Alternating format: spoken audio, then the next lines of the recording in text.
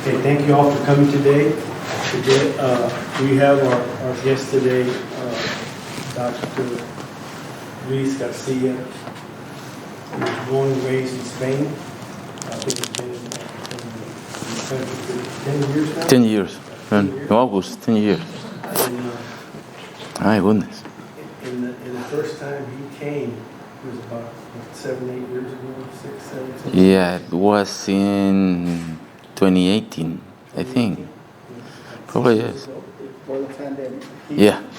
He apologized to me because his English was not as good as it is today.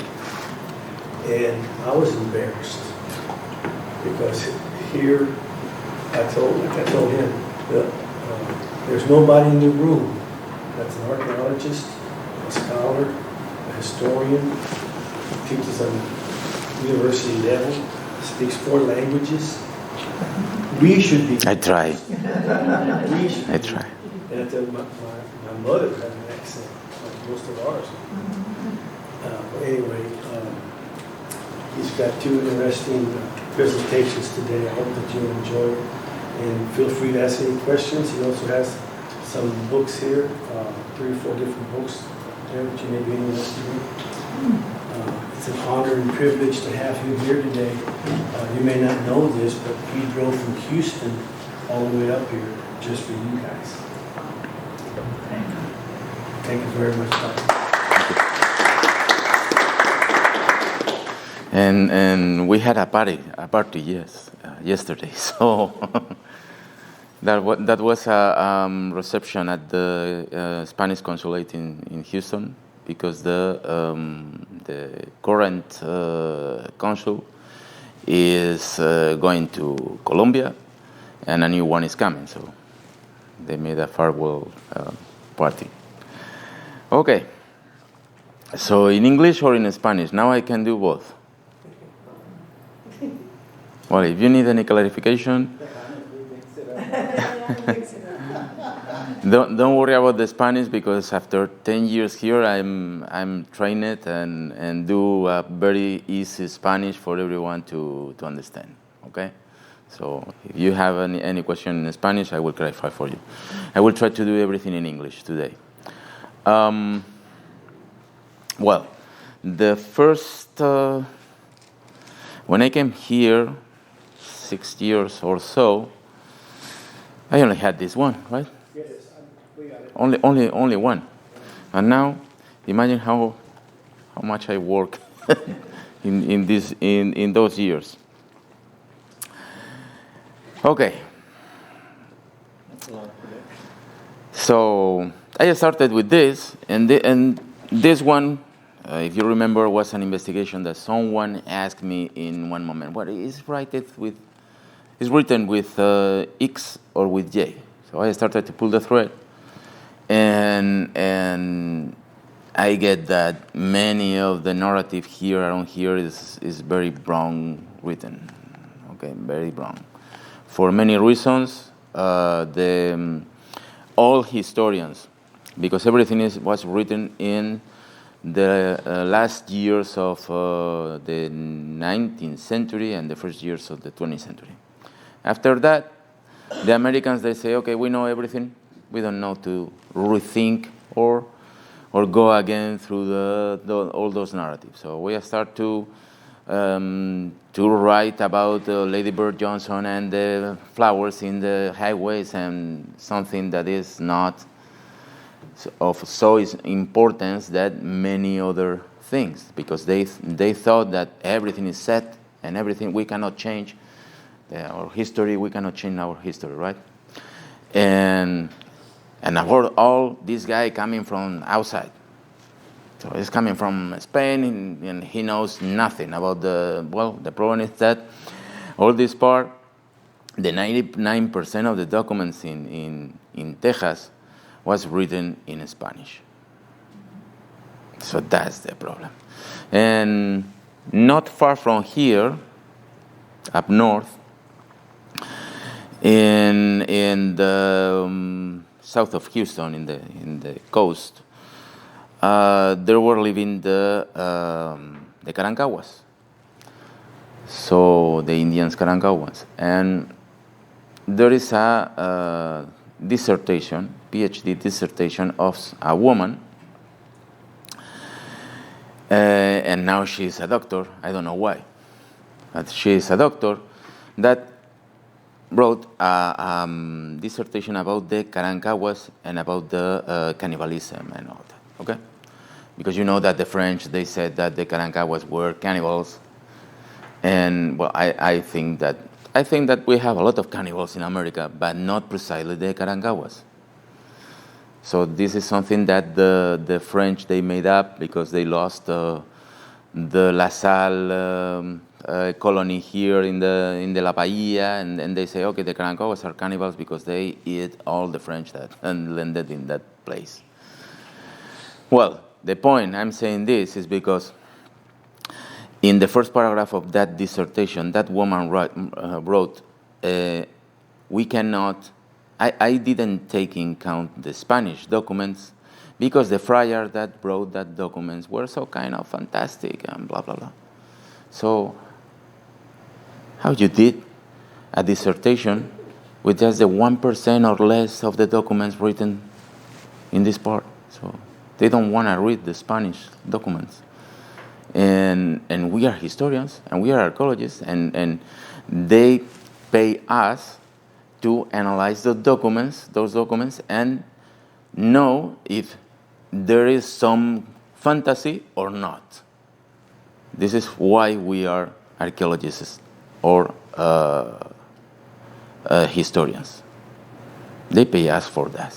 So they don't pay us for, I'm too lazy, I don't want to read the Spanish documents, so give it away, and just some documents that is fine with my bias and prejudices and all of that.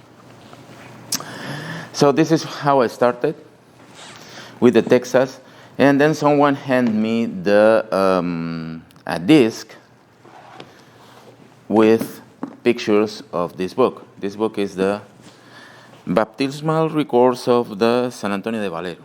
If you don't know what is San Antonio de Valero, I know that many of you know what is that. San Antonio de Valero is the Alamo. But for more than 100 years, San Antonio de Valero was a mission, because we have some of those historians that say, okay, we don't know what is that. Some stones fell down from the sky, and we don't know. So yes, you know, there was a mission, a Spanish mission from the natives.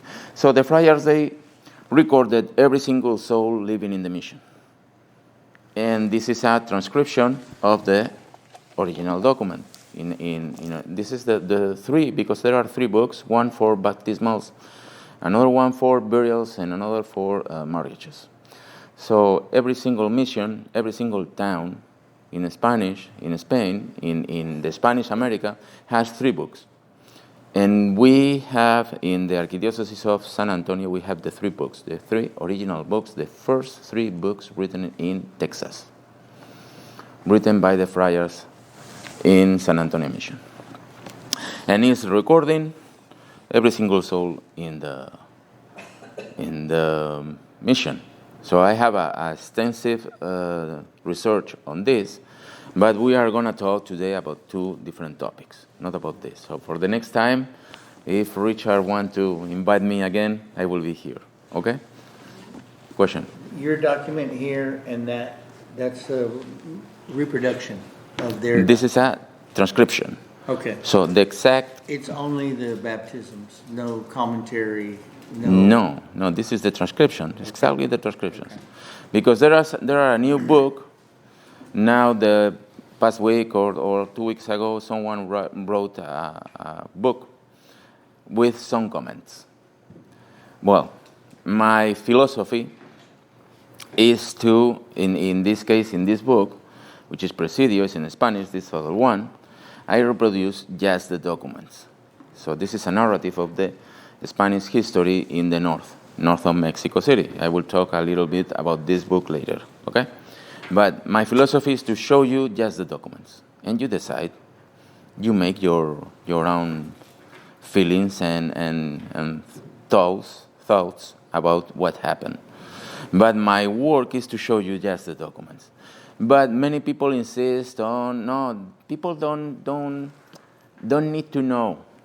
They need to just read me and my feelings and my opinions, and this is making up the narrative, making up the history.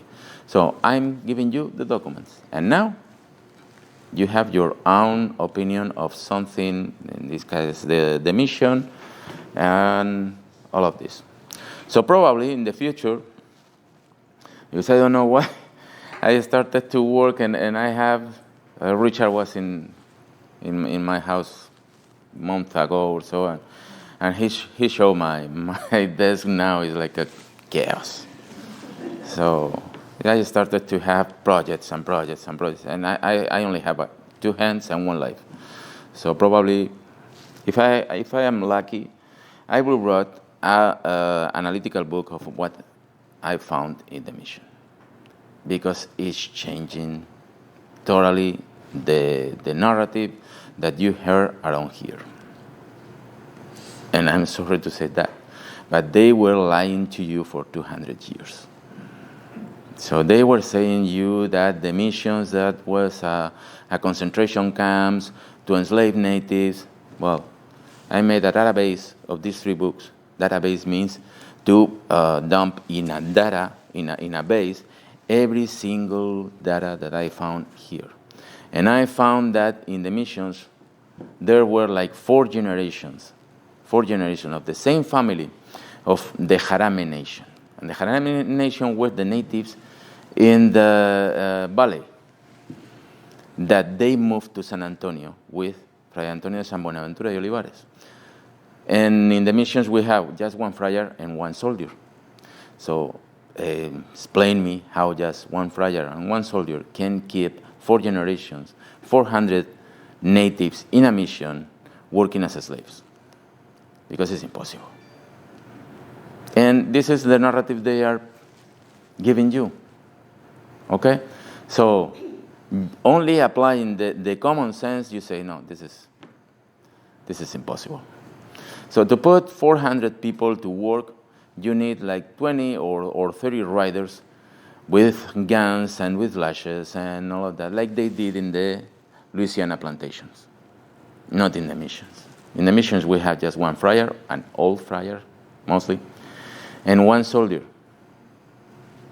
So the system is not designed to enslave people. And this is everything that I found in this box. So I'm not it's not my way of work to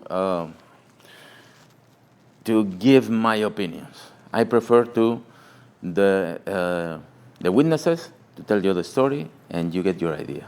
This is how it works.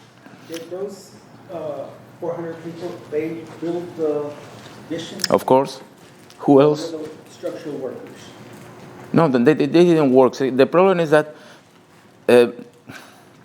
we don't get the basic of the mission. The mission is a pueblo, is a town. And they have their own alcalde and regidor, and even the policeman, alguacil. And they elected all those people from the Indians on the mission. So, Los natives. all natives. Because a mission is not a church. It's not a building. A mission is the commitment of the friar to go north and convert Indians. That's the missions. And the buildings are the result of the missions. Because the natives were asking for the missions, and we have that documented. They asked for the missions. They needed protection because they generalize. They want the historians and the politicians, they need to generalize. Everything generalized. No, this is not how it works. We have 2 kinds of natives in the territory. We have Pacific natives and aggressive natives. So we have, for example, the Tobosos or the Salineros from the Rio Grande Valley, that they were slaughtering. Slaughtering is the correct word? You understand that, right? And even eating the Pacific natives, like the Jarames, like the Siahuanes, like all of them that are recorded in the mission books. So they ask the friars and the soldiers for protection against all of that. All the Apaches, even the Apaches, they were attacking the missions and the towns. They attacking, robbed the cows and the horses, and they flew from the place. And they needed protection, so they asked for the mission. If we understand that, everything matches.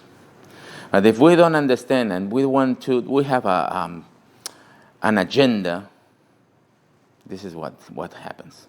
So there are a lot of people, powerful people, coming from the high places in the universities, telling us that no, the Spaniards and blah blah blah. But we cannot. When you say a lie, after that you need to say a big lie to hide the first one, and a big lie, and a big lie, and a big lie. So what I did with all of this is to start from zero. So everything was corrupted in the narrative. So I say, okay, like the horses in San Antonio, that they have this to don't get scary from the cars. So I don't want to read anything outside of the document. I read the document. I made my notes from the document, and I do a new narrative, a new conclusions. And after that, I say, okay, let's check what other people said. And sometimes it's just the opposite. So it's very difficult. And yes, so they work from sun to sun, like in Spanish we said, from sun to sun. The natives work in the missions from sun to sun. But the same way that the Spaniards in Spain worked in that time. Because in that time, you needed like 14 hours to produce a plate of food for your table. Now, what we need? We work 1 hour, I don't know, $15 hour, and you get your plate. Okay, you go to the restaurant and you get your plate. 1 hour of your time. In that time, they needed 14 hours. But it's a thing of the time. It's not a thing of the nationality of those foreigners that came here and slave out people. No, it's because in that time, they needed to work. They needed protection from the missions. Okay? So they were building their own houses. Who's going to build the houses of the natives? The friar? Fray Antonio de San Buenaventura y Olivares with 70 years. 70 years old. He was the one in charge of with the houses. Come on. So they were working to build the houses, to build a fence, to clean the field, to seed crops, to take the cows to the grass fields to eat. They were working for themselves. I have a question. Yeah. So the pastor or the priest, was he like the mayor of all those families? They didn't have one person? No. Oh. He was like a teacher. Okay. And he was a friar. It's different from priest. We have priests in the late 18th century, and after that, it's a priest. But at that time, it's a friar. And a friar is less prepared than a priest. A priest, we have the record in the documents, not in this, but for example, in San Fernando Cathedral, there are another 3 books. Those are mostly written in Latin, and those in Spanish. Because of the friar, in most cases, was even a mestizo or a criollo born in America that decided, I come to... One of the most was Spinoza. Spinoza is a very good friar because he even wrote a beautiful book of, 2,000 pages about the history of the Southeast in the United States. And he started like a young guy, but he was a mestizo. So the problem is that in their minds they say, okay, they classify in boxes. Those are Spaniards, and those are natives. No, everything was mixed. And we will say, oh, the Spaniards, the soldiers, coming from the Iberian Peninsula, maybe one, the captain. The rest were mestizos and even Tlaxcaltecas natives. And so when we think about this, it's because our mind describes everything in boxes. We apply adjectives, and depending on the adjective, this kid is black, this kid is white, but if you left them, they work together. They only have a different skin, but they are the same. But describing our world, we put adjectives and we separate in boxes. So. Excuse me for my ignorance, but so in 1718, the soldiers that came to accompany the starting of the mission, they were from Mexico. They were already mestizos. Yeah. Do you think? Imagine now. They were completely different than, say, the Canary Islanders that came. This is. I will explain you in this. Okay. No, come on. So we have in 1680 we have a revolt in Mexico, in New Mexico. In New Mexico, because they are having now a state historian and a mayor from Democrat Party, they want to spread a narrative from that. They are saying, oh, we kick off the Spaniards from here. And when Governor Otermin came to El Paso, after that revolt, they made a census, and the census said that only 20 people were white, out of 2,500. White from the Iberian Peninsula, maybe 2 or 3, and the rest from Mexico. So criollos from Mexico, Creoles from Mexico. The rest, mestizos, blacks, natives, mulattoes, because that was the society in that time. So we have, answering you, the frontier.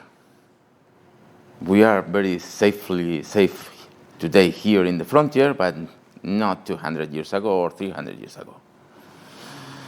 Imagine those rich people from the Iberian Peninsula coming here to what? We think, in the past times, we think, oh, they were just wearing taparrabos. You know what is a taparrabo? This is like a dirty skin that just hide your... This is very old. 200 years ago, oh, they were like savages, all savages. No, come on. After Roman time, we know everything. So the only thing is that we developed the technology. So we have phones, we have cars, but as a society, as a civilization, the Romans just implement everything. So we don't have almost a new thing after Roman times. So those rich people coming from the Madrid or Sevilla or whatever, I guarantee you that they didn't come to the frontier. I want to get the word right. Taparrabo? What was it? Taparrabo. Tapa is to hide. And rabo, you mean what is that? Loincloth.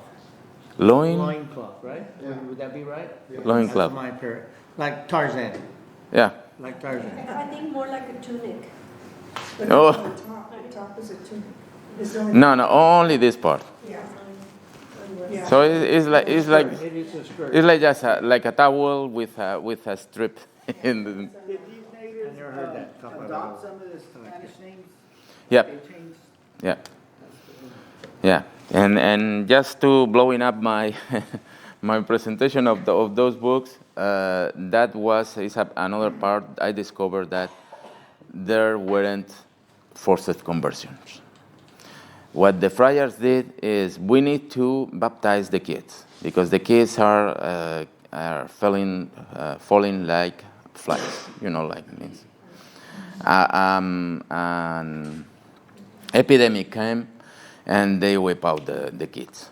And in a Catholic vision, the friars, they need to baptize people before death because they go to the heaven. if they are not baptized, they go to another place. That 200 years ago, So this is the things, the thoughts in that time. So they were baptizing the kids in the first moment they came to the missions. But in this database, I found that, because I linked all the families in that database.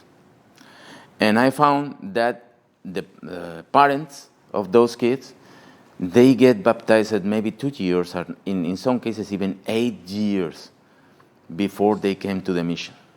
So this is different from forced. So I'm living in the mission for 8 years, and after 8 years, I know what I'm doing, and I say, okay, now I want to be baptized, and I choose this name because they say, okay, we have some friars, and the natives get the name of the friar.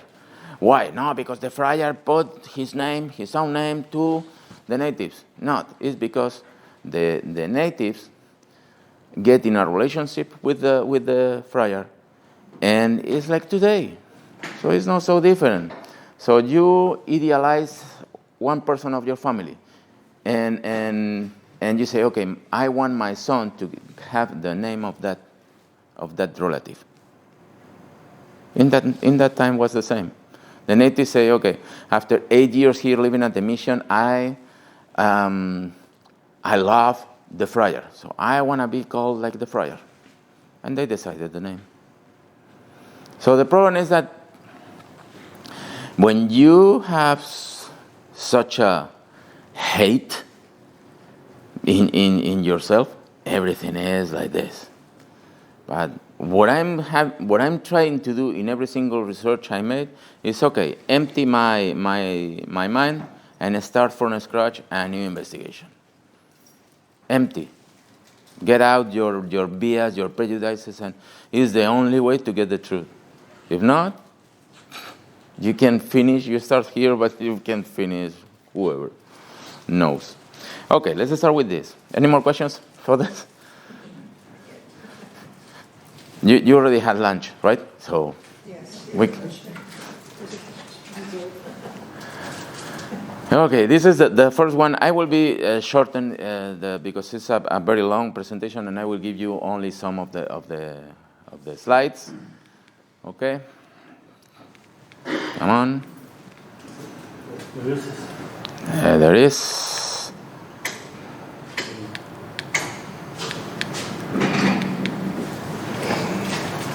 Okay, so this is, this is the cover of the book.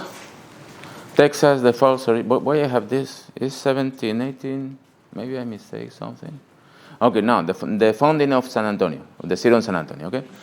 So, we have a document of the expedition that found San Antonio that is saying, we came on, well, it's more on top, right? They go to San Antonio, 35 soldiers and their families, and with a lot of people. They go to San Antonio, and they arrived April 25. So they were there looking for some good place to establish everything. And they were, if you know, the San Pedro Springs Park. I don't know if you know that. So there is like a source of water that came out. So they go there and say, oh, this is beautiful. We have water coming from the floor, okay, from the ground, and this is a good place to establish that.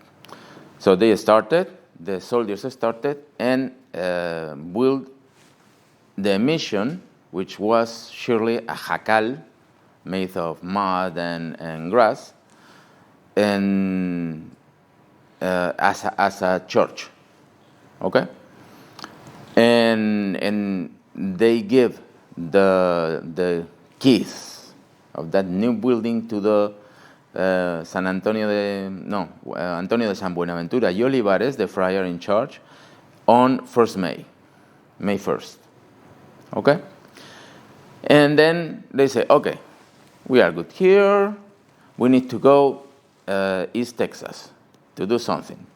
before we go, we are going to put the first stone to found the city of San Antonio. Obviously, they didn't call that San Antonio because and there wasn't a city. Okay, but this is the starting point of the city of San Antonio, the current city of San Antonio. May 5th. And we have the documents saying that. I don't know if we have here among us some Canarios descendants. Probably, yes, no? I'm sure there's got to be somebody. Well, but they were for 200 years trying to say that they found the city of San Antonio. And this is not true. Because we are in the 1718 year when the Canarios arrived in 1731. So 13 years after the foundation. But the Indians were already farming right there at that water source when they arrived. Yeah, So the we know. Indians founded it.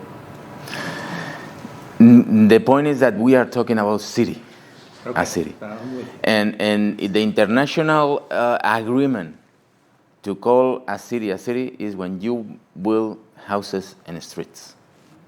And they didn't will that. Okay, yes, I know that this is unjust, it's not fair, I know that. But the international agreement of that is you need houses and streets. And the natives in that time, they were living in jacales in some cases, or not in tents, in tipis, and they were moving from here to there. So we need a continuous line of time of occupation, of human occupation in a place, and they need to build at least one house and to have some streets. So they were claiming for 200 years that they found the city of San Antonio, right? And they are still. But I'm for these 10 years I softened that position a lot with the documents and research, and I was yesterday precisely with the current president of the SIDA. The SIDA is the Canary Islanders Descendants Association. And finally I get for them to say, okay, we didn't found San Antonio. Yes, you didn't found San Antonio. Still, you can claim that your ancestors did a lot of work to develop the city. Yes, that's fair. But you cannot lie and say, no, we found San Antonio. You didn't found San Antonio. So we have this, we have the document. Okay? There is no other discussion about that. We have the document saying that on the 5th of May, the governor, in the name of His Majesty, took possession of the place called San Antonio, establishing himself in it and fixing the royal standard with the requisite solemnity. The Father Chaplain having previously celebrated Mass, and it was given the name of Villa de Béjar. So Villa de Béjar is not the Presidio San Antonio. It's different things. It's Villa de Béjar. Villa is a city, it's a town. Okay? Villa de Béjar. So we have an X over the treasure. We have it. So how do you pretend in 200 years to change the narrative? The problem is that in Texas and in the United States, we don't have an Academy of History. So we have a lot of small groups, lobbies of history, that each one is telling their own story. No, you need to have a professional telling the story and go to the Academy of History like they have in Mexico, like we have in Spain, like we have everywhere. And the academicists will check your documents. I will say, okay, you are right, or you are wrong. Okay? This is what we don't have in the United States. So we have the dark the Daughters of the American Revolutions, we have the Daughters of Texas Revolution, we have the Canarios, we have the one native organization, we have another native organization, and each one is telling a different story. So, okay, we cannot do this. Just establish one line, and after that, each group can say, okay, but we did that. But you have a line established. The problem is that we don't have that line right now. So, no, you are liars. We found the city of San Antonio. No. This is crazy. So this is crazy to tell the story. So this site is henceforth designed for the civil settlement and the soldiers who are to guard it. So the Alarcón, he left behind some soldiers to guard the future establishment with some people that they left behind, and they go to East Texas for 6 months, I think, more or less. So some soldiers, they didn't found a Presidio. This is another thing. A Presidio is not a building. They say, no, the Presidio is a castle. The Presidio is a fort. No, you are wrong. The Presidio is a group of soldiers. Like you say today, a platoon, a brigade, division is a group of soldiers. It's not a place. So with this, everything starts to add, right? Everything. But if each one is telling a different story, depending on what they want, the problem is that nobody understands everything. Okay, so we have, this is more technical. In that time about the Texas, the next presentation is about the Texas name, no? In that time, my first investigation, I was more technical. But I found new documents that are more easy to tell you from where we got the Texas name. And also, I found that is being too technical, I changed my style. So being too technical is very difficult for many people to understand that. Okay, so this is a presentation. I didn't have time to prepare a new one. So I'm presenting you the old one with my new findings. So this is in Spanish, the other one was in English, and this is in Spanish, and it's very clear, right? El 5 de mayo tomó posesión el señor gobernador en su nombre de majestad del sitio llamado San Antonio. No, you don't have documents. Yes, I have documents.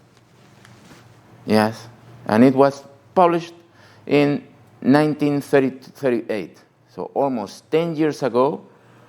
That was the second publishing, because we have like 200 years ago the original diary of the expedition, published in black over white, published, and this is the original document. So there is an original document in the archives.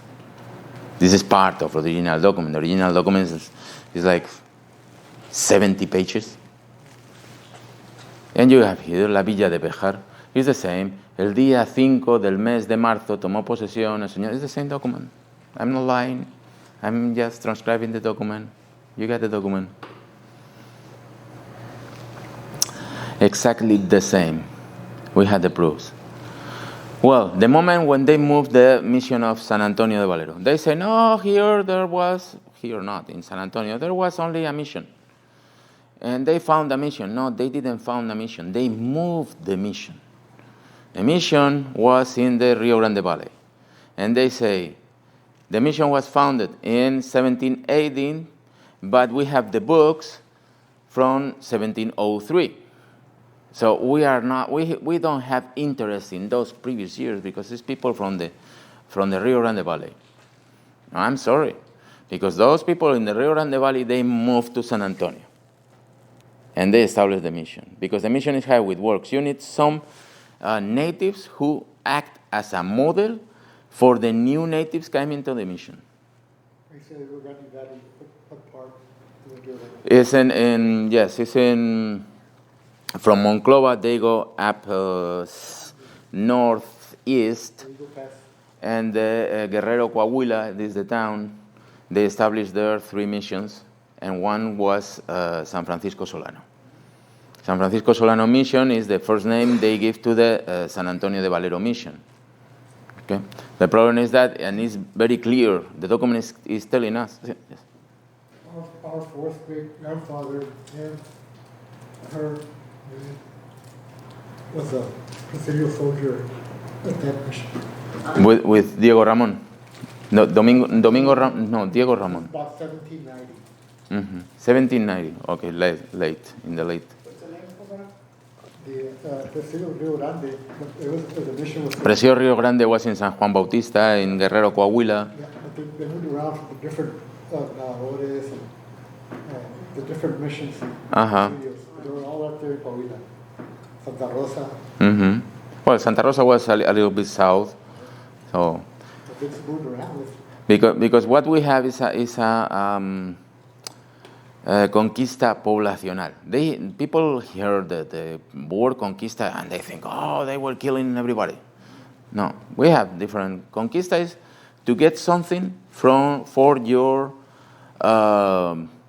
ideas, for your religion, so they were conquering. It's like if you have a girlfriend, you conquer your girlfriend for your heart.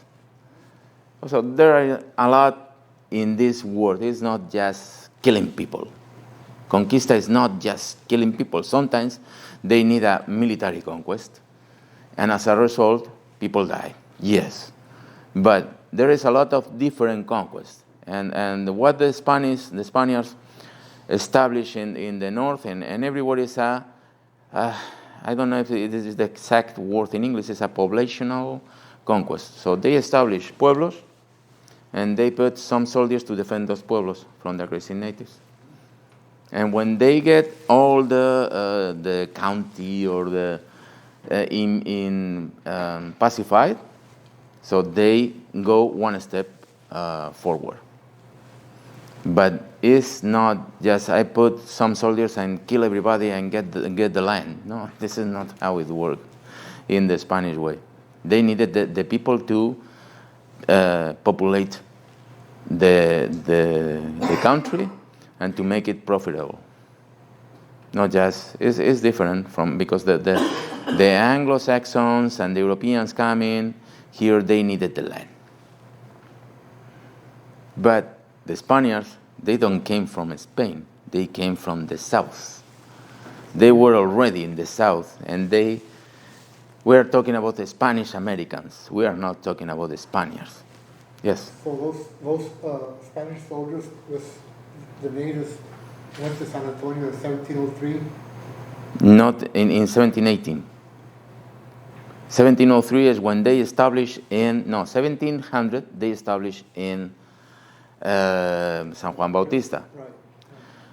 But we lost like 3 years of the records.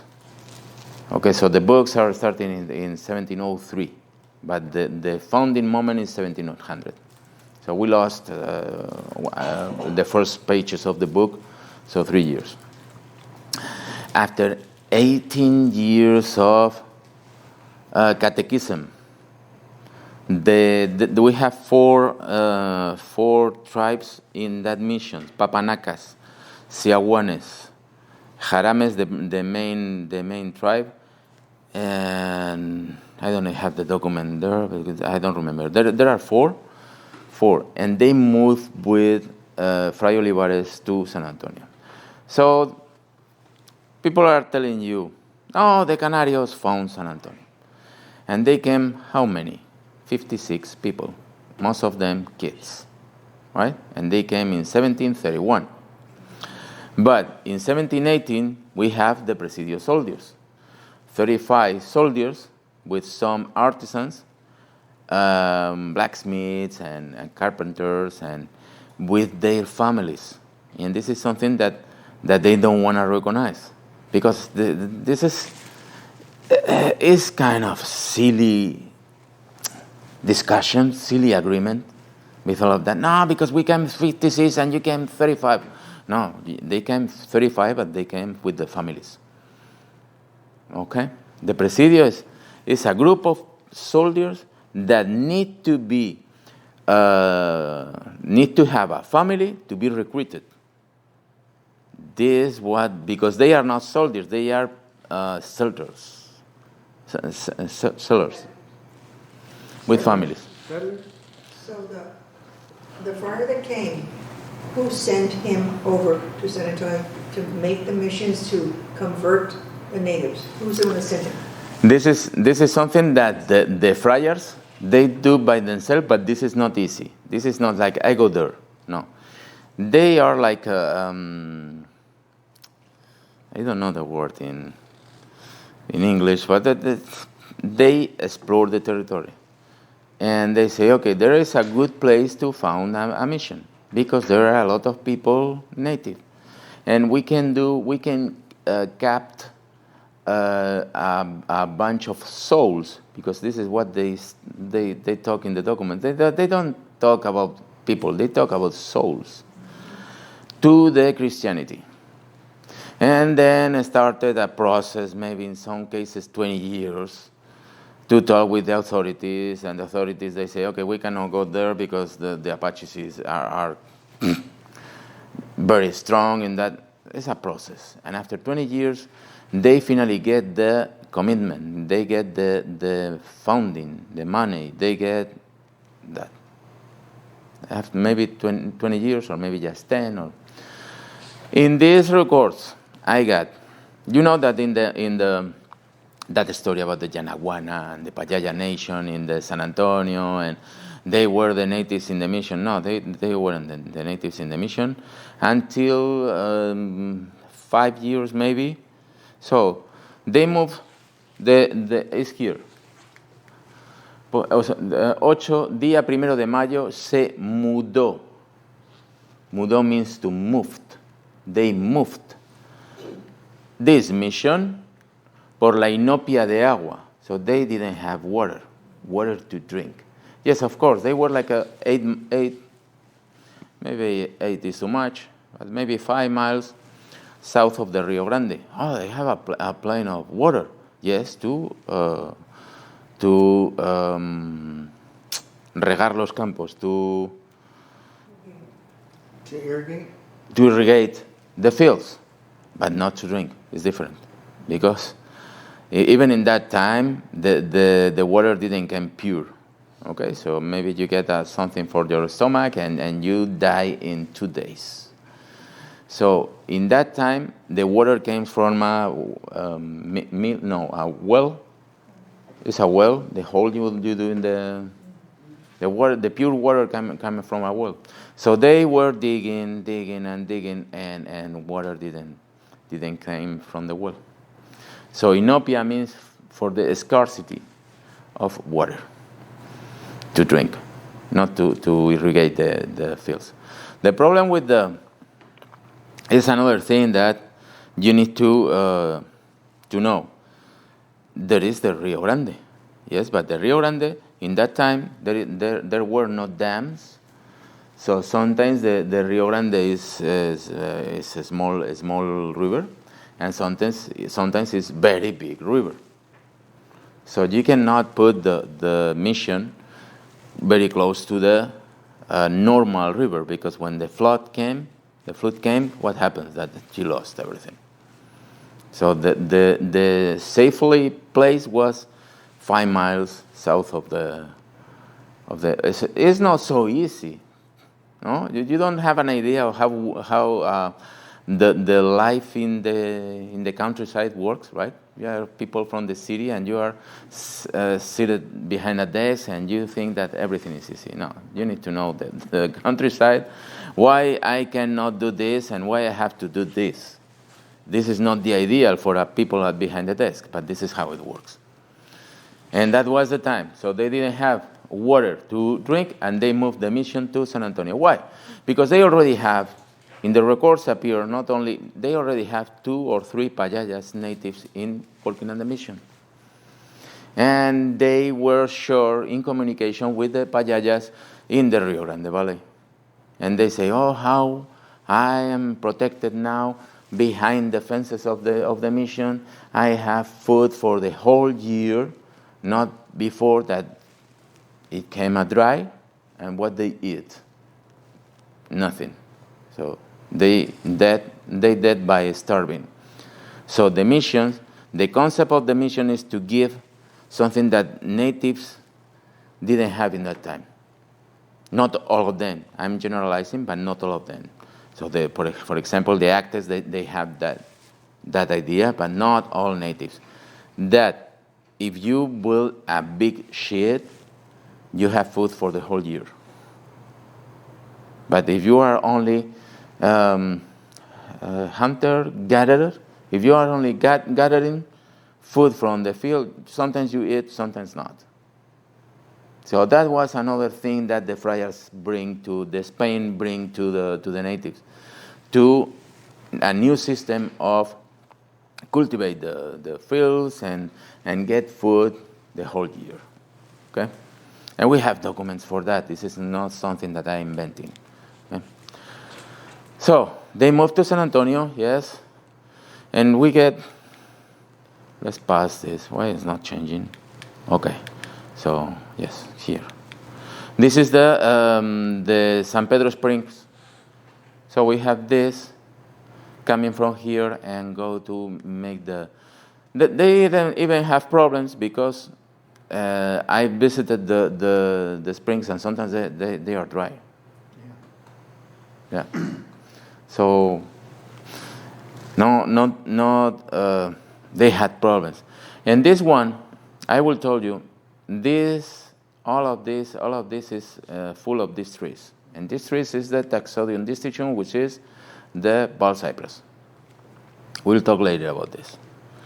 Okay, so this was San Antonio de Buenaventura Olivares. This is a hypothetical face that made in Spain about him because nobody has an idea of how the friar was. Okay, but I have in the records, I have the signature of the friar. So Celis was just the guy that wrote down, but he was the main friar. Not really, because it's different things. Also, the Celis was the chaplain of the expedition. So by royal order, every expedition has to take with them 2 or 3 friars. Not only to record the diary, but also to take care that the soldiers didn't do something bad to the natives. Yeah. So the friars were like the policemen and all of this. Yes, they told you about the conquest. But the conquest of Mexico City happened in the 1521. And was made by, it's not mercenaries, but almost. Okay? So it's very different from the 18th century. Because the crown was saying, okay, we had a lot of problems. I don't want you to mistreat the natives because they cause a lot of problems. They started to kill everybody. And I need a Pacific land, a Pacific territory. So the crown was giving orders to the officials that was after the 17th century. So something happens at the end of the 16th century. Something happens, I know what happens, but it's too long to tell you. And it's something that I got in this book, okay? Something happens, and the crown said, okay, we cannot keep going in this way because we need to convert the people. We don't need to kill them. So we need to convert them to make them Spaniards. So this is the original shelters of San Antonio in the 1718. This is the list of the soldiers, okay? So in red you have the ones that, according to the documents, bring their families in the first moment. But the rest, they bring the families some months later, okay? Because almost all of them had families in the city. This is a little chronology. We have this. Everything is what I have in the brown book. Okay. The Presidio is something that we'll talk in a different presentation, not today. Come on. So another thing is this. Well, let's talk about the chronology, just for a second. So this is the chronology. We have in 1691, we have Fray Damián de Massanet that coming down to Monclova again from East Texas, stop at the San Pedro Springs, and this is a place suitable to build a city. That was 1691. In 1709, Fray Antonio de Olivares go with Isidro Félix de Espinosa, is the one that I told you that is a mestizo, okay, a friar mestizo, very well educated and writing a book of 2,000 pages. So they visit the area and the same. They say, we have a lot of natives here and a lot of water, so this is very good to found a city here. So they went from 1691 until 1718. We have 27 years from the first moment the friar said, okay, I want to put a mission here, until they actually made it. So this is not a simple process. They have many things to do. We have another expedition that go through in 1716, go to East Texas, and finally in 1718, in the May 1st, they moved officially the mission to San Antonio. Okay. So let's pass the Presidio. When they say, okay, this is the Presidio. No, this is a project that the Marquis of San Miguel de Aguayo wanted to build in San Antonio. Okay, and this is another map that he drew, but the bend of the San Antonio River is in brown side. So when he came to Monclova again after the expedition, he made everything from his mind. And he even made mistakes because he didn't remember exactly where the bend was, and so we cannot say, okay, the Presidio was like this. Yes, that was the project, and he drew again the project here, but this never happened because he even planned to put here the Canarios in a separate place, but that didn't happen. Why? Because this is another map. This is a map of the town. How beautiful, how perfect. This is the reality, San Antonio. So you need to analyze documents. We have documents, yes, but documents sometimes are telling something that is not true. You need how it works, because you cannot say, okay, this is how the town was. Imagine. No, they didn't build. They didn't follow the map. They didn't follow the plan. They built different thing, which is more or less this. We have more plans like this one. This is more real. Okay? This is how it works. And people say, wasn't a town. This is four jacales there. This is one. Some stories that I heard this year precisely from the Canarios and from the wasn't a town. Well, but in the 18th century, this is how a town looks like. You have a house, and you have your backyard to get your ensaladas and to get your watermelons and all of that. Yes or not? Richard, you have this in your in your thing, you have your.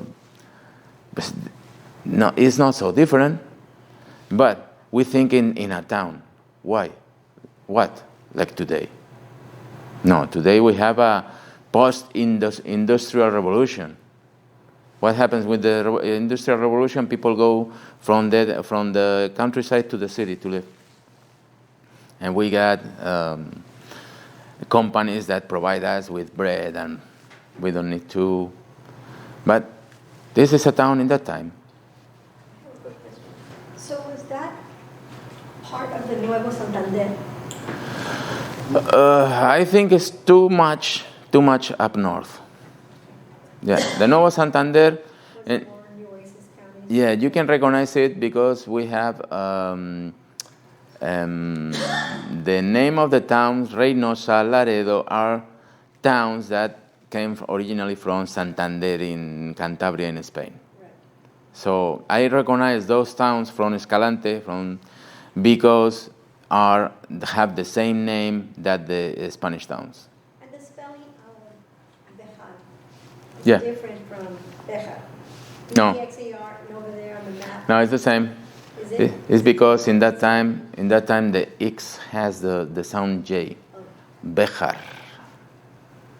Yes, because the English speakers, they cannot pronounce it. They say Bexar County, right? Bexar County. What is Bexar County? It's a bird? Wow. No.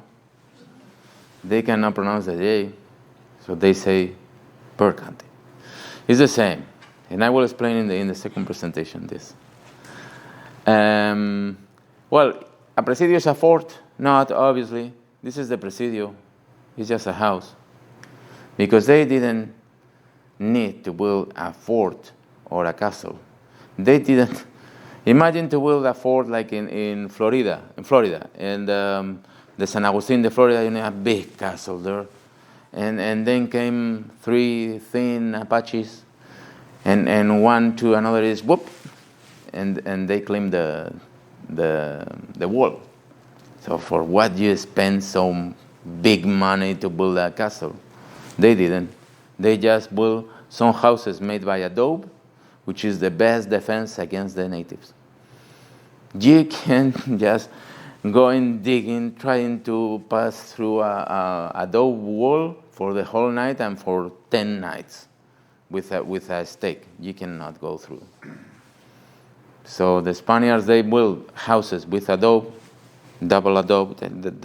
The size of the wall is like this. Okay, the thick is very thick.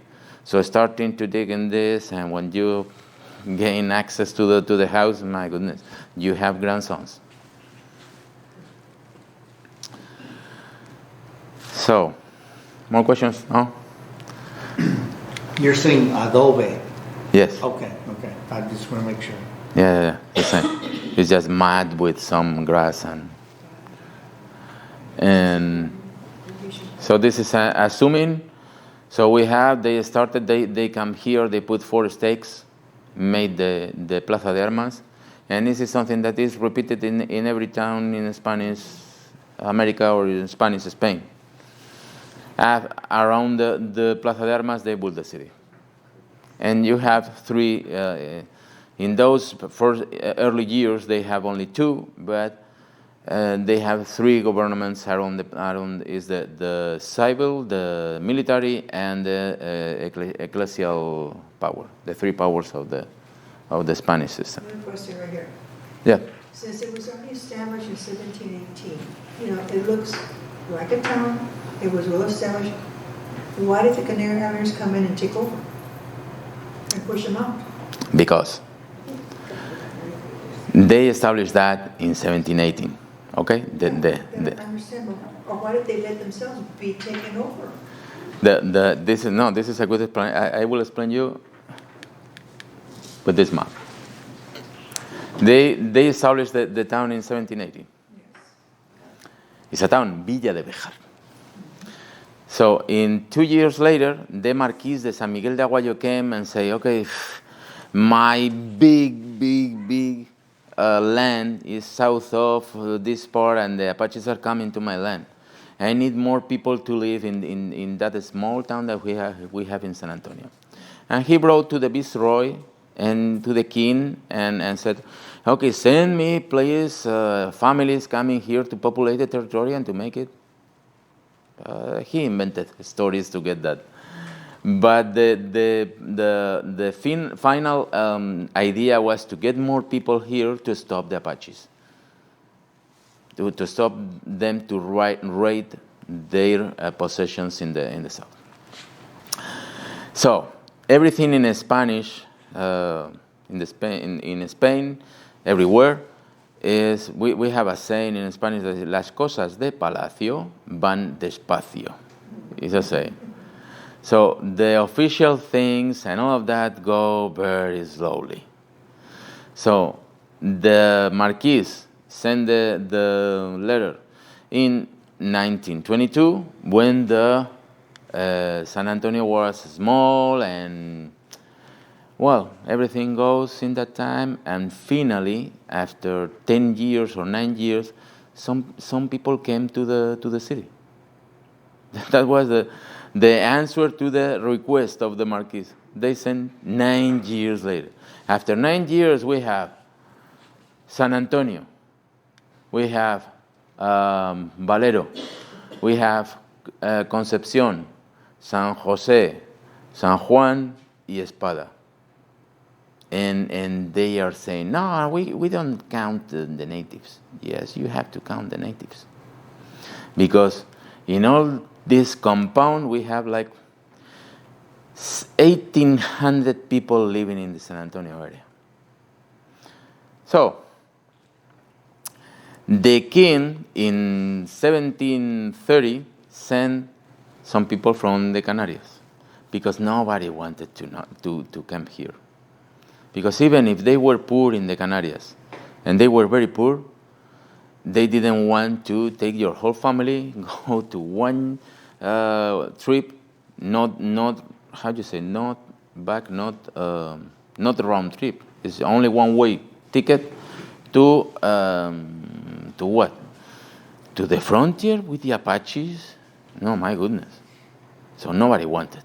They asked for 400 families, and they sent only 10. Only 10 families. So imagine, with an stratospheric cost. So they didn't send anymore. They said only 10 families. And one of the compensations to move those people to here was you are going to found a new city, because if you are going to an old city, I because of the law, I cannot grant you the title of Hidalgo. But if you found a new city, I got for you the title of Hidalgo, which was a nobility title, the small nobility on that time. So they come here, and the notice came to San Antonio that some people are coming to populate here. So what's expectations? And finally they get to San Antonio, and they were trying to found a new town, where? Here, in this part, and the Almazan, which was the captain of the Presidio, and I think maybe the governor as well. The what? Are you going here? Are you crazy or what? Because Camino de San Sabá, because this map is not correct. Should be in our vision now. This is the north. North over here. Yeah. Okay. So are you crazy to populate here? We have 3 attacks each night from the Apaches coming from there, and you want to be there? No. You are gonna be here. But it's already populated. There is the soldiers' houses. Yes. So what they do? Each soldier shelter one family of the Canarios coming. So we have like, in that moment, some of the people in marriage, among them, and we had 16 families. But in origin we have 10 families. Now we have 16. So this here was where the soldiers' houses, and each soldier already with his family, except one family of the Canaries, and they were living there for 4 months, 5 months. This is another very injustice, because to prepare a field to grow crops, my goodness, if someone knows how to, you need to take out the roots and the rocks and everything, and this is a terrible, very difficult work to do this. So they come here, and then each soldiers, I have the document. They write to the captain, to the governor, and say, okay, we are gonna leave. We cannot live with those people. They took the soldiers' houses. So each one of the soldiers built his own house and prepared the field to shed and to grow crops and all of that. And after 5 months, they say, okay, we cannot do this. And if there is some Canary descendants, I'm sorry, but this is what we found in the documents. And sometimes the truth is hurting. So we had the documents, and the soldiers say, okay, we are going to leave. Let our houses to the Canarios, because we cannot keep living with them in the same house. Why? Because they get from the king a grant to be nobles. And they were very poor in origin in Canarias. So some people just got crazy, because now I'm noble, I don't need to work, I don't need to do anything. And they were asking even the mission friars, you have to give me natives to work for me. Are you going to pay them? No, you don't have natives. Well, they wanted to be here, a new town. No, my goodness. So the soldiers migrate from their houses to the surroundings there, to prepare new fields, to build new houses, and that everyone that conquer new territories or populated new territories, or they have the right to be named Hidalgos. But probably they didn't inform the soldiers that they have that right, and the other people came with a letter of the king saying that. And you said that the Marqués was there? You said Marqués. Marqués de San Miguel de Aguayo. And he is a what? Was he like the one in charge of the soldiers, or? He was a governor of San Antonio. Governor is like he held the civil and military government and everything. It's like today about the governor. Okay. It's the same more or less. And then you have the captain of the Presidio, is the one in charge of the soldiers. He don't have the power of the civil power. And that is more or less the story. So the Canarios get this, and just push the soldiers outside of everything, and this is what we have 200 years of claims and arguments. And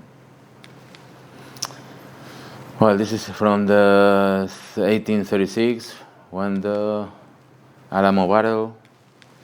Come on. This is something that appears in the document and in that books and we have San Antonio de Valero, La Villa de Béjar, so we have it documented. It's not a lie. We have it documented. The same Many records in those documents. Remember that I have more than 1,600 records, and many of those records are saying this: Ojo, de la Villa de San Antonio de Valero. That there is a town. That is not like many people want to say. No, there is a Presidio, a military, how do you say that? Outpost, right? No, this is a villa. There is a town. So we have, if you look for it, we have thousands of documents. More de la Villa de Béjar. You can find the truth if you want to find it. So the same, everywhere. Everywhere is telling us. María de la Peña, vecino del Presidio y Villa de San Antonio de Béjar. How many you want? So coming now, pretending to, we don't have documents. So all those documents are before 1735? Yes. Mexico. Are they in Mexico? No, en San Antonio. Oh, they're here. This is the misión del El Álamo, the misión de Valero. All those documents. Naturales de esta misión y pueblo de San Antonio de Valero. The point here is that we have a villa, which is a town, and inside the town we have a mission, and we have a Presidio soldiers, which is a company, living in the town. And people wanted to separate it and bending the narrative, because I'm interested in this, so I say that it was just a military outpost. No, it was a villa, come on. Okay? More and more and more. So after 31, so they were fighting for 9 months. The Canarios coming, no, but we have the grant to found a new city, with having arguments with the soldiers and with the captain of the Presidio, and finally and we want to name it like in Lanzarote or some name related to the Canary Islands. We want this. And in one moment, the captain of the Presidio, he said, okay, I had enough. Yes, we are going to add a new name to the town, but it's the name I want. And it's the son of the king, San Fernando. The king's son, San Fernando. Not the Lanzarote or whatever you want. I had enough of your arguments, and that's enough. So they started to call them, after 31, you say 1743, La Villa de San Fernando. But this one is early, and it says La Villa de San Antonio y San Fernando. Why we have the name San Antonio and not San Fernando? Because we have the Presidio, the name of the Presidio was San Antonio de Béjar. The name of the mission was San Antonio de Valero.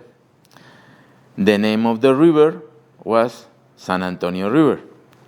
So after 70 years, more or less, and in not in Mexican rule, but I think it's in American rule, when the Americans, they get after 1836, they say, okay, everything in the maps are San Antonio. Why San Fernando? It's not San Fernando, it's San Antonio. So they recover the San Antonio name for the town, not San Fernando. So San Fernando was kind of something administrative, that no, we have a grant and we want a new name for the town, and now the town is San Fernando. It's the same, La Villa de San Fernando. Okay, so they didn't found La Villa de San Fernando. That was an argument, and the captain said, okay, we are going to add San Fernando de Béjar, which was the name of that time. San Fernando. First is Villa de Béjar, and now it's Villa de San Fernando de Béjar. So we are talking about the same town. It's not a new town. Okay? And this is the last page of the document. And we have maps. San Antonio de Béjar, Villa y Presidio de San Antonio de Béjar. So where is San Fernando? Nowhere. There is no San Fernando. So we have this, Payaya, San Herbipiamos, all of these people were living at the missions, and we have the recordings in all of this.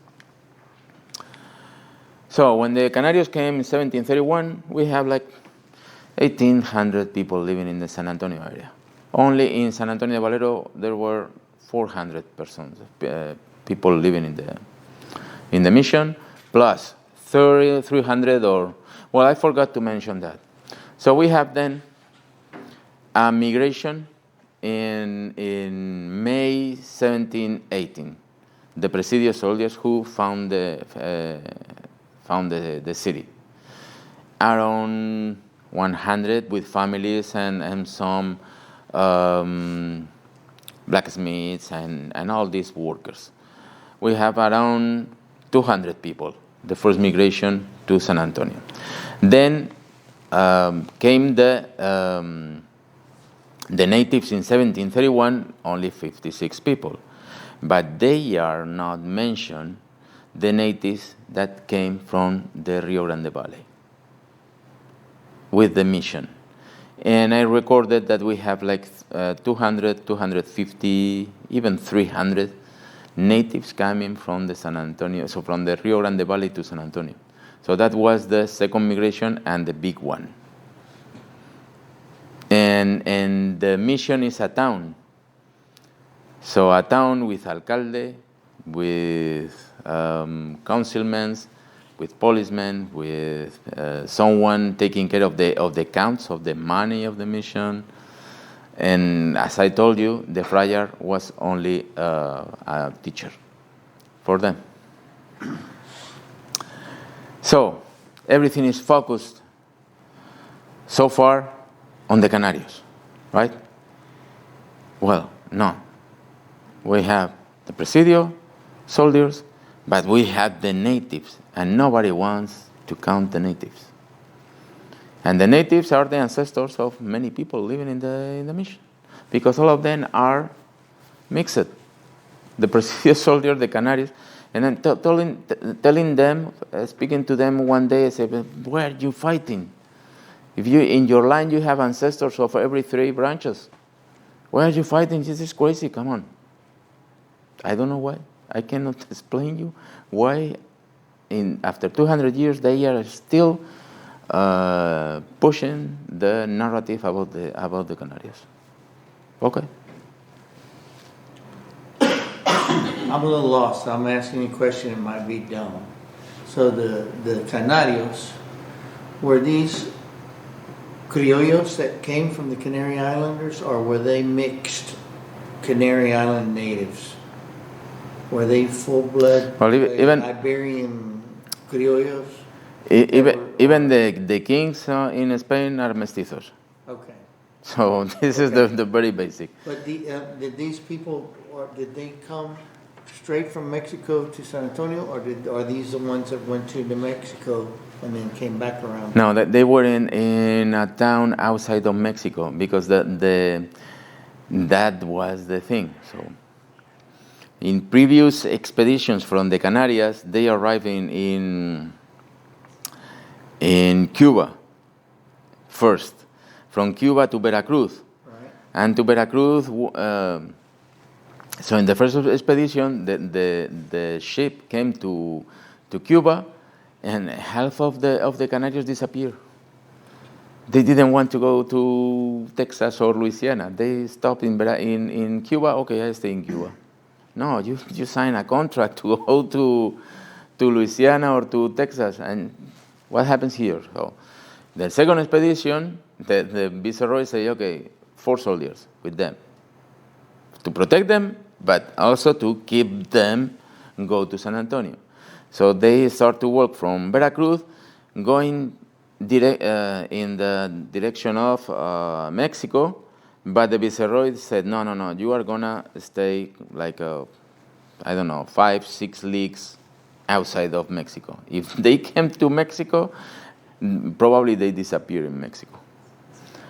And they stay like that maybe 25 miles outside of Mexico.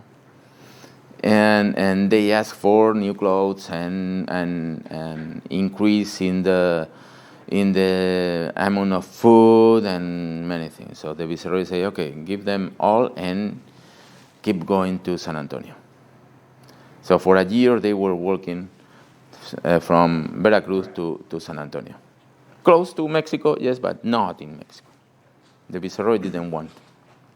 Sir, so Viceroy is he like a military leader, or is he like a political, like a... Who? The Viceroy. Well, Okay, that comes out in my grandfather's documents. How to put that? Something similar today. Or even back then, what did he stand for? Well, there is a king that cannot leave the country. Cannot leave Spain because maybe he lost the country.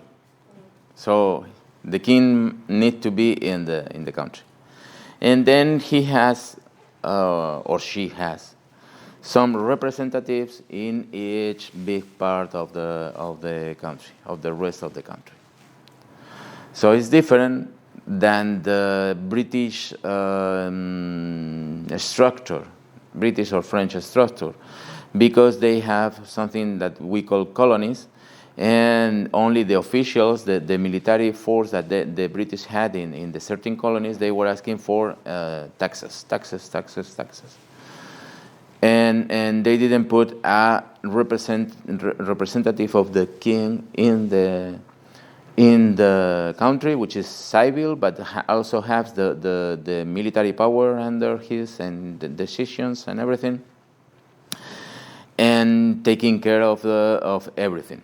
This is a figure that the crown started after in 1530 plus, because the conquerors in that time, Cortés, and they were fighting each other, and there was a mess so the king said, oh, no, I don't want this. So I put my representative on the territory, and you have to answer to him.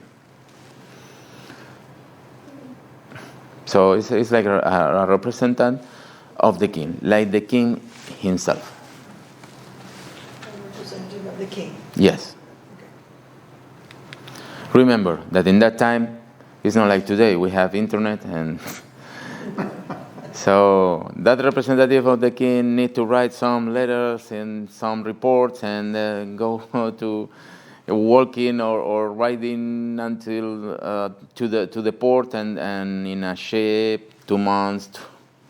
So some things get an answer after a decade, after 10 years. So imagine. Well, you know that San Jose Mission. I don't know, because I don't know why I have this. Okay, yes, Texas census. So we have this. When they said this is not what the Canarios, but the American historians, they say, okay, the Spaniards came here and killed every single native on the territory and blah blah blah. Well, this is a very big lie, okay? Because we have a census.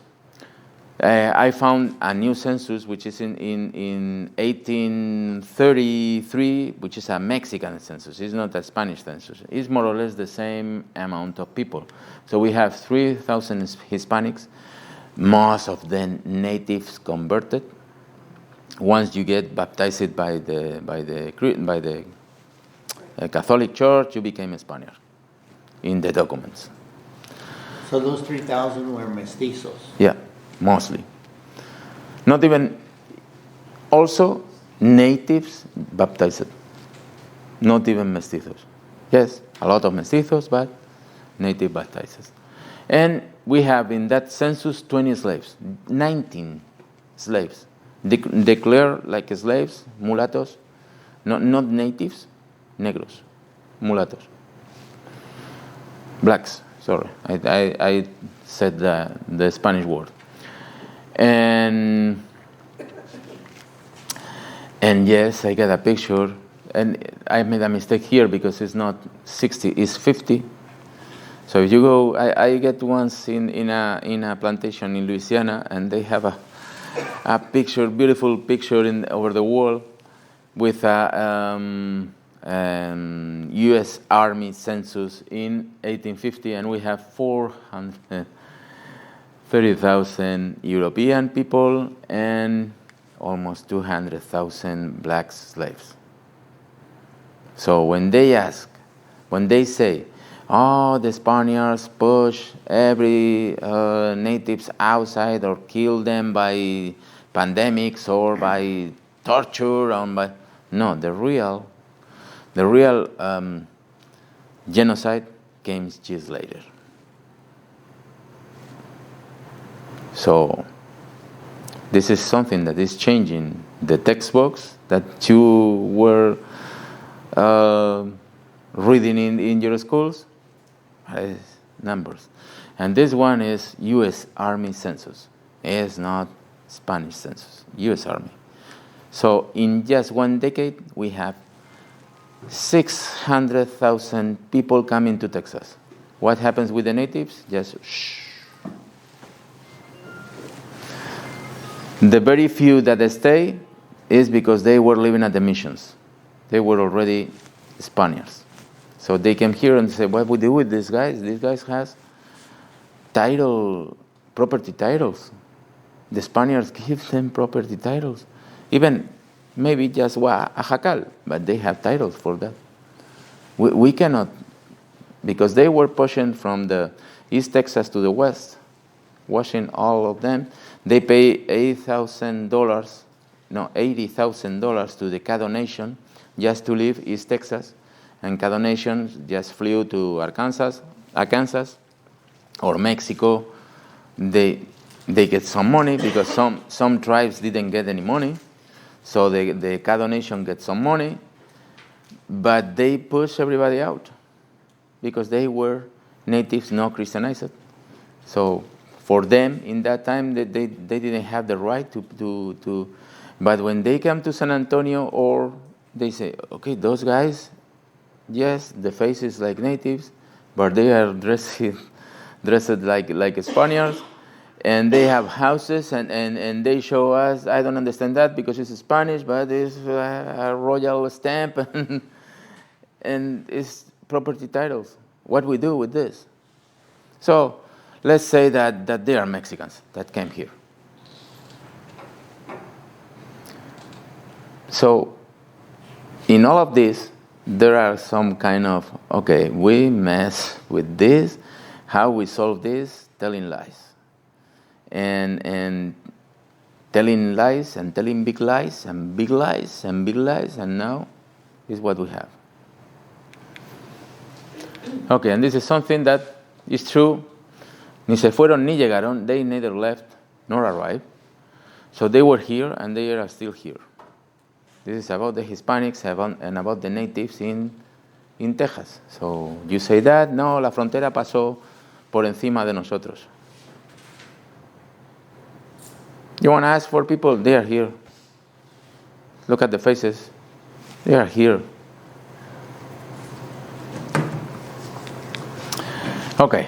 Para el sistema de funcionamiento, not this one. This is the law. This is the law saying, por honrar, here, this one. Es nuestra merced y voluntad que sean gratificados los que nos hubieren servido en el descubrimiento, discover, pacification, or population of the Indies, of the America, y para que mejor puedan conseguir el premio, to get the prize, sin sos que lo pueden hacer conforme a nuestros poderes y que guarden esta orden. Los que pretendieran ser gratificados de informaciones a sus méritos. What is that? Give me a second. Okay, so this is a complementary thing of this one. Hijos y descendientes legítimos de hacer población, y si hubieran acabado y cumplido su asiento, les hacemos hijos de algo. We are making them hidalgos if they are discovering, pacifying, or populating new lands for the crown. So the Canarios came with that letter granted them before, because the law is saying, y la hubieran acabado y cumplido su asiento. So the hijos de algo is something that the king gives them once they finish the population. But in this case, it's a precedent and it's not normal. The king was granting the Canarios with the title, the nobility title, before they finish the population of the town. So this is an exception, because nobody wanted to come here.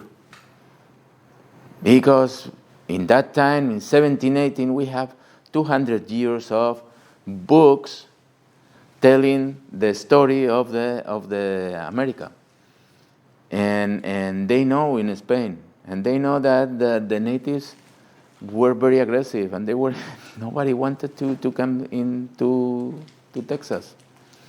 So it's like, okay, you go there, and we are gonna give you the animals to start your farm, your land, and money, and a nobility title. Okay, I'm going, but so imagine.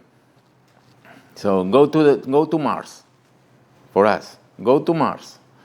What are you gonna give me? Because I'm not.